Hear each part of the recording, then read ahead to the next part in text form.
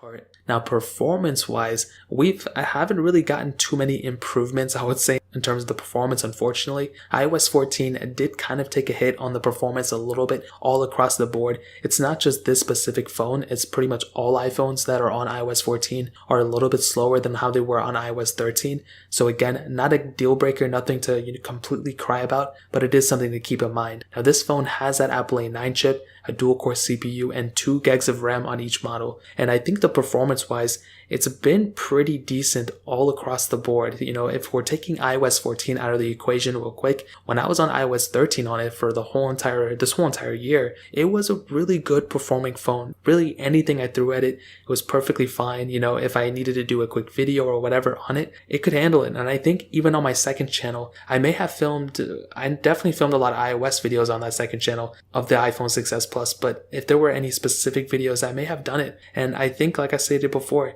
this is one of its biggest assets, is the performance factor. When you're having a phone like this that's still getting software updates and that has, this type of performance from 2015 and is still somewhat relevant, that is a testament to this phone, like I stated before. Now, I don't think this phone is the fastest phone in the world or anything, but a really good thing to kind of keep in the back of your head is that this phone, if there's a problem with it right now, if apps aren't opening properly, if this or that is happening and there's an issue, most probably if a lot of people are addressing it, it's not just, a specific problem with you, Apple will actually probably end up fixing this problem through software updates. And that's why this phone is still so relevant. It's still getting those software updates. And that's why I think it's super important for this phone, and for me to reiterate the fact that this phone's getting another software version tomorrow or next week or whenever. It's another huge asset of this device. So performance wise, I think it's good enough for the most part. I personally wouldn't like using it, but if I had to use it as a daily phone, I think I would probably be okay with it. I would probably be complaining a little bit like, oh, why is it so slow, or why doesn't this open, or what isn't this?